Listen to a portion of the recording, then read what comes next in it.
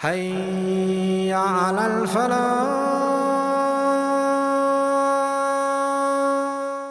Oh, I made my way to my favorite example. You don't have to raise your hand, but if you can, if you raise it, I'll feel good about myself. How many people know Ayatul Kursi? Ayatul Kursi. The last example of the evening I want to share with you is Ayatul Kursi.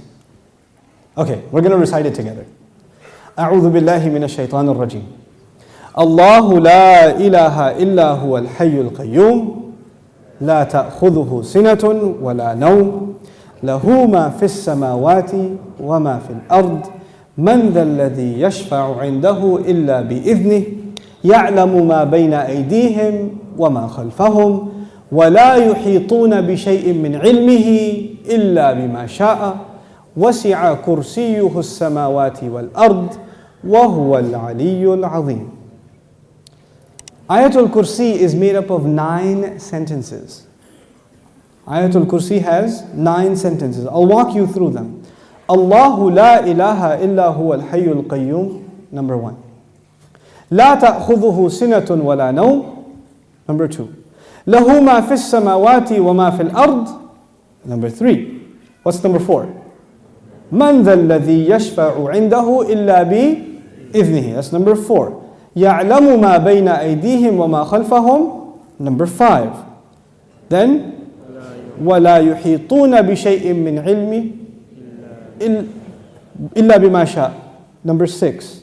Then وَسِعَ كُرْسِيُّهُ السَّمَاوَاتِ وَالْأَرْضِ, number 7. وَلَا يَؤُودُهُ حِفْظُهُمَا, number 8. وَهُوَ الْعَلِيُّ الْعَظِيمُ, number 9. 9 sentences. The first sentence is Allahu la ilaha illa huwa al-hayyul qayyum. It's a beautiful sentence which ends with 2 of Allah's names. What are those 2 names? Al-Hayy, Al-Qayyum, the living and the source of all establishment. Everything stands and exists and is maintained because of Allah. What's incredible is that the last sentence, sentence number 1, has something in common with sentence number 9, which is وَهُوَ الْعَلِيُّ Azim. How many names of Allah in the last sentence? 2 names of Allah in the first sentence, 2 names of Allah in the last sentence. Okay. What's the second sentence? Before I go to the second sentence, let me tell you something about security. Security guards have a very hard job. You see those British guys that wear the funny hats at the towers? That can't smirk? That's a hard job. And one of the best jobs for college students. But if you get a if you're in security, you have to sit in your booth. You have to stare at the CCTV for hours and hours. And does it move? It's the same picture. And you have to look at it for 12 hours, 8 hours. It's the most exciting thing you've ever done in your life. What tends to happen when you're guarding something? You tend to get sleepy. You tend to get tired. When you're guarding something, you tend to, you'll see, of course you don't watch movies because you're very religious, but but in movies, they have these things called movies, and then sometimes they have an action movie, and the guy is trying to get inside a place, but it has a security guard, but the security guard is, so he grabs him, and he gets inside, because the security guard is getting sleepy, you understand? Okay. Allah Azza wa Jal says about Himself, لا تأخذه سنة ولا نوم. Drowsiness. Drowsiness happens when you're tired. Your eyes start kind of closing a little bit. You're not sleeping, but you're kind of half sleeping like that guy over there. I'm kidding. But you're half sleeping. That's sina. And of course, what happens after that? What's the next step? No. First comes sina. Sina is like, when you go to Jumu'ah, and the khatib says, Inna alhamdulillah, alladhi nahmaduhu, like that's sina. Okay?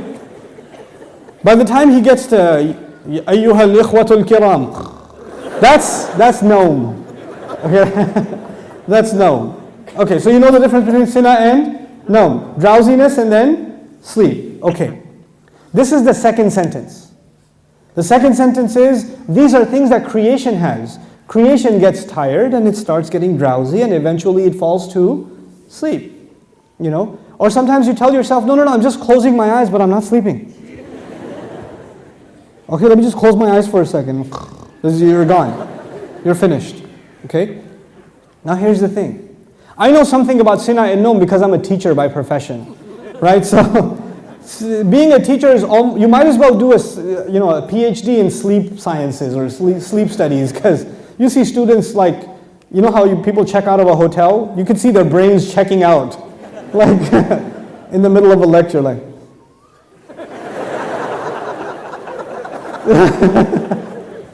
It's the best. This is the second sentence about sleep, about exhaustion and sleep. Drowsiness and sleep. What was the second last sentence? وَلَا يَؤُودُهُ حِفْظُهُمَا. Guarding the skies and the earth does not exhaust Allah. When someone's exhausted, what do they get? Sina and Noam. The second sentence is actually connected to the second last sentence. لا تأخذه سنة ولا نوم ولا يؤوده حفظهما. He says له ما في السماوات وما في الأرض. He owns whatever is in the sky and the earth. Now before I tell you further, you need to understand the difference between two words, two names of Allah, Malik and Malik. Two names of Allah, Malik and Malik. I hope I can explain this difference to you, because it'll make you appreciate these ayat like nothing else. Malik is an owner. Malik is an owner. Malik, I already told you today, what is Malik? King. Is there a difference between a king and an owner? Yes. You are the owner of your pen, but you do not say, I am the royal sovereign of this ink pen. You don't do that. That doesn't make a lot of sense. You understand? Owners can be of small things. You can own a car, you can own a computer, you can own a phone, but you're not going to be the king of it. Kingdom is used for big things. Here's another problem. Ownership is about property. It's about property. But kingdom is not about, you're not the king over a tree or the king over a piece of land. You're the king over the people who live in that land. Kingdom is about controlling people. Ownership is about controlling objects. There's a difference. Now Allah says, لَهُ مَا فِي السَّمَاوَاتِ وَمَا فِي الْأَرْضِ. He owns whatever is in the skies and the earth. What is the ayah about? Ownership. The ayah is about ownership. And ownership, one thing about ownership, it's micro. So every single thing is owned by Allah. Okay. What's the third last sentence? Anyone remember? وَسِعَ كُرْسِيُّهُ السَّمَاوَاتِ وَالْأَرْضِ. His throne extends to the skies and the earth. When Allah talks about His throne, He's talking about His kingdom. One dimension of control is ownership. The other dimension is kingdom. Both completing the picture. Because if you're just an owner, you're not a king. And if you're just a king, you're not an owner. And by the way, let me tell you the difference also. Nowadays in some countries we have kings. You can be the king of an island. But does that mean you own everything in that island? No. Allah is the owner of all things and the king of all things. Both of them are necessary. Just because you own, and by the way, it could be that somebody owns all the property but they're not the king. Is that possible? They own the property but the king is someone else. So they have property ownership but somebody else has authority. Or somebody has authority and no property ownership. But Allah is Malik and He is Malik. The Malik part of Allah's attribute, لَهُ مَا فِي السَّمَاوَاتِ وَمَا فِي الْأَرْضِ. Third sentence. The kingdom of Allah, وَسِعَ كُرْسِيُّهُ السَّمَاوَاتِ وَالْأَرْضِ. Okay. What's the fourth sentence? Let's go back. Allahu la ilaha illa huwa al-hayyul qayyum. La ta'khudhuhu sinatun wa la nawm. Lahu ma fi as-samawati wa ma fi al-ard. What's next? Man dha alladhi yashfa'u 'indahu illa bi idhnihi. Let's understand this ayah first. Who will come and make shafa'ah with Allah except unless He gives permission? In other words, what is shafa'ah? Shafa'ah, if you don't understand the concept, because we use big English words like intercession. But let's make it simple. Shafa'ah means you got connections. Shafa'ah means that you were about to lose your job, but your uncle is the manager and he came and said, no. He's with me. Okay, Balo. He's good. That's shafa'ah. On Judgment Day, we are in trouble possibly, and then somebody comes and says, no, they're with me. They're with me. Go easy on them, please. We beg Allah Azza wa Jal to qualify us for the shafa'ah of Rasulullah sallallahu alayhi wasallam. And Allah says, nobody will come for you. Your uncle, your cousin, your dad, your mom, your boss. You're not going to come for you on Judgment Day and say, Ya Allah, actually he's not going to happen on that day. We're good. You know, nowadays you can do that. They're with me, VIP pass, so you can go inside. No, not over there. There's no VIP ticket. Except, the only exception is if Allah gives permission. So this ayah is about nobody having any authority unless Allah gives it to them. Nobody will have any authority, and the only exception, and the word exception is important, the exception is if Allah gives it to them. You clear about that? Yes. Okay. وَلَا يُحِيطُونَ بِشَيْءٍ مِّنْ عِلْمِهِ. They know nothing, they can control, they encircle nothing of His knowledge. إِلَّا, except بِمَا شَاءَ. The fourth sentence and the sixth sentence are both about a statement about Allah and the only exception. The statement was, nobody has authority to make a case except whoever Allah gives permission. They have no knowledge except whoever He wants to give knowledge to. Otherwise they know nothing. وَلَا يُحِيطُونَ بِشَيْءٍ مِّنْ عِلْمِهِ إِلَّا بِمَا شَاءَ. The fourth and the sixth sentence are correlated. The first and the ninth, the second and the eighth, the third and the seventh, the fourth and the sixth. What's left? Middle sentence? Yes. He says, يَعْلَمُ مَا بَيْنَ أَيْدِيهِمْ وَمَا خَلْفَهُمْ. Oh my God, He says He knows what is ahead of them and what is behind them.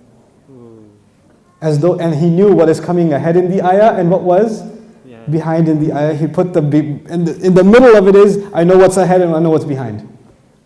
Who speaks like that? Who speaks like that? SubhanAllah. The way in which Allah talks, the way in which Allah delivered this speech. And I want you to be cognizant of a fact. The fact is, we now read the Quran as a book. We read it as a text. We say sentence number 1, 2, 3, 4, 5, 6, 7, 8, 9. Did the Sahaba do that? Did the Rasul himself, sallallahu alayhi wasallam, says, look at sentence number 1 and sentence number 9 and 2 and 8 and 3 and 7? No, because he was just what? Speaking. He was speaking the Quran. We are able to see these things when they're put in writing. The Quran was so perfect when it was being given in speech. And which has more possibility of mistake? When you write something or when you say something? Oh man, when you say something, it's hard to take it back. Especially if it's on YouTube. That's hard. But if you're writing a nasty email, then you can, before you hit send, erase that and just say Eid Mubarak and then send it. You have a chance to take it back. But when you're saying something, it's done. There's no room to edit. There's no room to fix. Allah Azza wa Jal revealed this Quran not in writing. He revealed it in speech. He revealed it in speech. You know, I've sat with linguists, non-Muslim linguists, and I've shared some of these things with them, and they refuse to believe that the Quran is spoken. They refuse to believe it. They say it has to be written. It can't be spoken. I was like, you're right, it is written, just not in this world. It is written. You know, it's fi lawh al-mahfuz. It is written. But it was given to Rasulullah as speech. So it would become very clear to anybody who listens, this cannot be from a human being.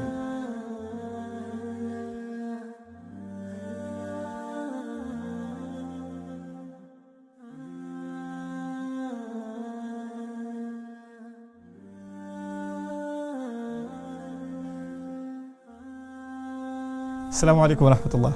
If you enjoyed this video, please do share it with friends and family. If you want to see more videos from this series, click on the box at the top. If you want to see other videos, click on the box at the bottom. And don't forget to hit the subscribe button. Thanks.